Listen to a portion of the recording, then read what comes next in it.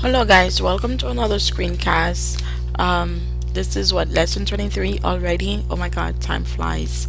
Okay, so today we will be learning about percents and how to use percents to solve problems. So one thing I want you to remember regarding percents from 6th grade is this little chart right here. So remember is over of equal percent over 100. Now if you can remember this, it will make your life very easy. So what I usually do, I will do a little table. Okay, sorry, this is Cricut. So we have is over of, and then percent in here, and then 100 in here. Again, we need to keep in mind that this is a proportion, even though I put it this way. And another thing, remember the is the part, and the of is the whole, and then we have the percentage over 100. All right, and here another thing you need to remember is this little sentence. You have blank is blank percent of blank. All right, so if you can remember this sentence, blank is blank percent of 100 of some number, it will make your life so easy. So please make sure you copy these two down in your notes. So now I'm going to show you how solving problems using these two little techniques will make your life so easy. Alright, so here we have a problem. A bookstore finds that 55% of its total income in March came from online orders. The total income for March was $3,150. What was the income from online orders? So one thing here, we need to make sure that we highlight important information. So here we have 55% of its total income come from online orders, and then they tell us that the total income was $3,150. So they want to know how much of that actual $3,150 comes from online orders. So here I can basically translate this whole 1, 2, 3 sentences into one mathematical sentence, and that is going to be blank is 55% of blank, which happened to be $3,150. Alright, so remember, I told you to remember blank is blank percent of blank, right? So here we need to find blank, which we do not know in this case what is 55% of $3,150. Here I can put a variable since I do not know it.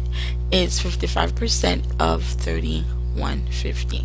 And now we can go on to a little chart to solve it.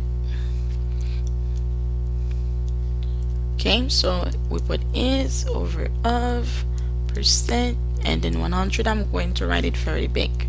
So 55% blank is x is, so x is, so I'll put a x right here.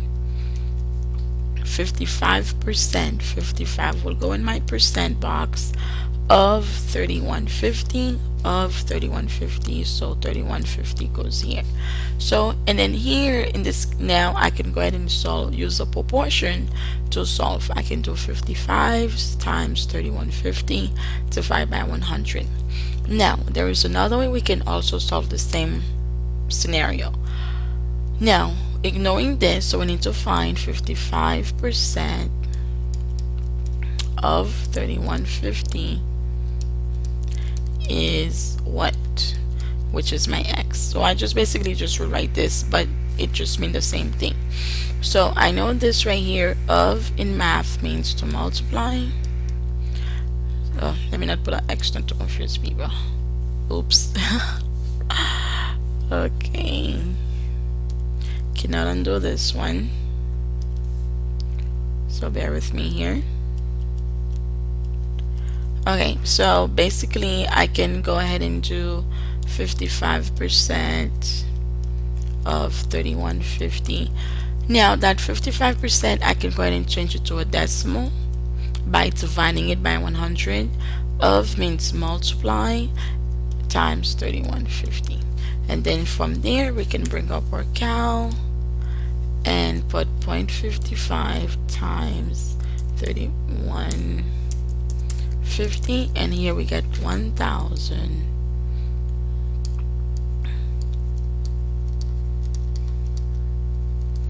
Okay, so using this method again, we will still get the same answer. Let's clear this.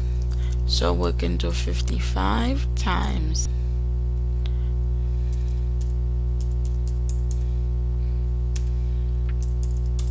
and we will still get the same answer, which is 1732.5. Okay, so either methods that you prefer works.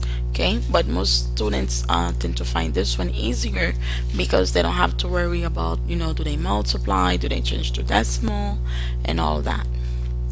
Alright, so it's your turn.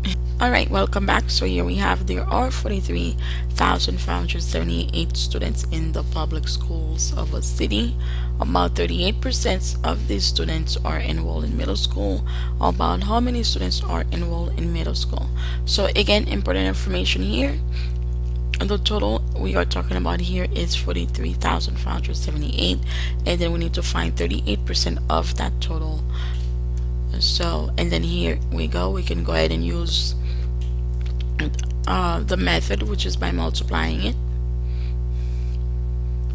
Alright, so here we can do 38% of 43,578. Change 38% to a decimal of 2 times, and then 4350. Or we could use proportion, again using this little method here, so we don't get confused. We have a percent right here, 38 over 100. The is we do not know, and of 43,578. And regardless, if you solve it this way, you'll still get the same answer. Alright, and then the answer here is a decimal, but we know we cannot have a fraction of a student. You know, we're not going to cut one arm, so we need to round up in this case to 16,560. Okay. Alright, so here we have, what percent of 40 is 25? Now this is where people really get confused. Even me, when I was in middle school, it used to be, percent used to be confusing, especially when it started, you know, being backwards. But if you remember my little method, it will make life so easy. So here you have, what percent of 40 is 25? And here you can put, remember, is of percent 100. And then here it says what percent, that's my X right there. I don't know what percent, so we put an X right there. Of 40, so I'll go under my of, is 25, so is will be 25 right here. And then boom, now we can go ahead and find the percent.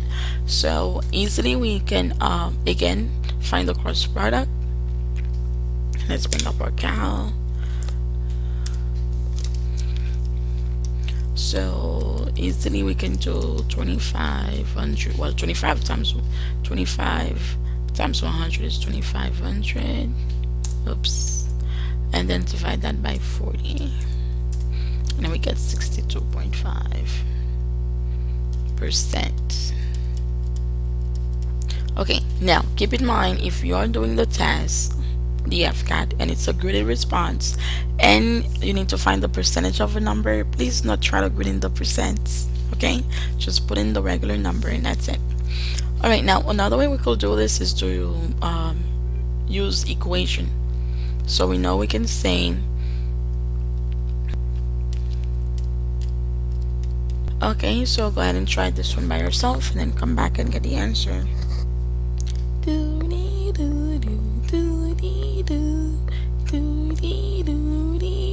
Okay, alright, well, welcome back. Alright, so let's go ahead and check out the answer for this one. So again, we can write a proportion. So here's my percent over 100, my is over of. In this case, I do not know the total, so I divide that. Alright, and then finding the cross products. And n is 60. I hope you got that. Alright, moving on to word problems. Yay! Alright, here's another one. Go ahead and do that one by yourselves too. 8 is 40% of what number?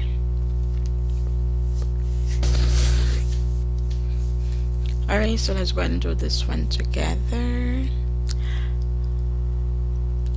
Alright, so again, do my little box. Is of percent 100. So 8 is. So I'll put it here. 40%. 40 go here. Of what? I don't know. So we put an X here. Oh, whatever variable you want. Alright, and from there we can do 800 divided by 40. And there it is, 20.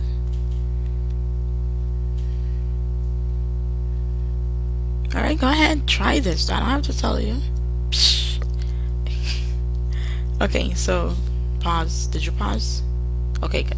Alright, here's the answer. Alright, so here we have 12.5%. Again, here we're finding the percent. So my variable will be on top of the 100. And the is 40 right here of 320 right there. Notice how they keep switching them around. So as long as we know our little box, we're good. Alright, so here's the word problem. So this one says Joe will pay $25.56 for his new book bag. The amount he paid included a sales tax of $1.56. Find the sales tax rate. Now, whenever they're asking you to find the rate, that means they want you to find the percent. Okay? Whenever you need to find the rate, that's the percent. So in this case, I don't really have much to go by, but I know they paid a tax of 156, but they don't tell me how much the total was before tax. They tell me how much the total was after tax. So what we need to do here is to go ahead and find what the total was before tax.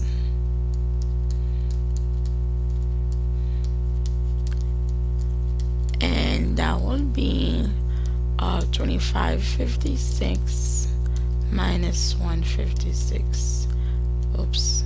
And that'll be $24. So I know the price was $24, and on that $24 they paid 1.56 tax. So now we need to find out what was the percent. So my step 2 is I can translate that into my little magical sentence. So remember, blank is blank percent of blank. Alright, so here we have so I know the 1.56 is, so I know 1.56 is the percent. Oops, I don't know. That's what I'm trying to find out. Is what percent of how much money? Of 24.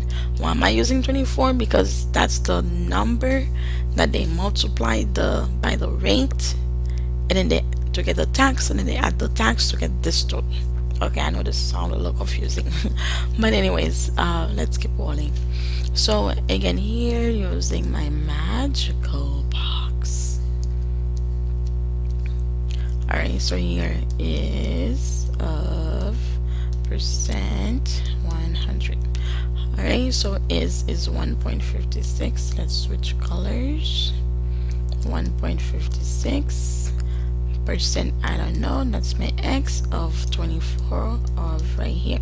And then from there we can go ahead and find the cross product. So I know 1.56 times 100, mentally that's 156, and then divide by 24. Let's bring up our cal. So here we will do 156 divided by 24. So that was 6.5. what is that? What is percent? So the tax rate here will be 6.5%. Notice how the only thing that was a little confusing here is because they didn't tell us the amount before tax, but hey, we can find it. Alright, so now it's your turn. Alright, go ahead and try this one and then come back and get the answer.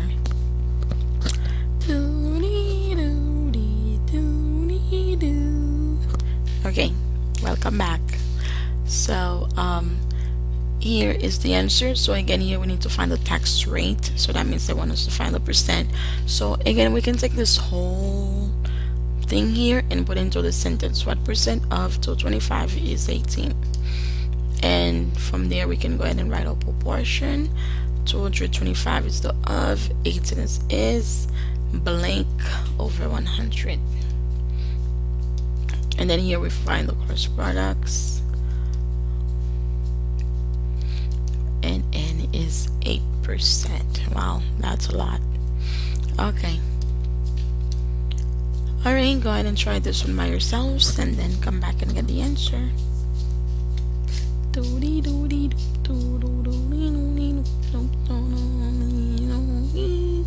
Okay, good. Alright, welcome back. I hope you enjoyed that music. Okay, so here we have Lisa paid $11 sales tax for a bike. If the sales tax rate was 5.5%, how much did the bike cost without the sales tax? So this is what we need to figure out. I want to go ahead and do this one with you guys. Yeah, I'm bringing out the big guns. Oops.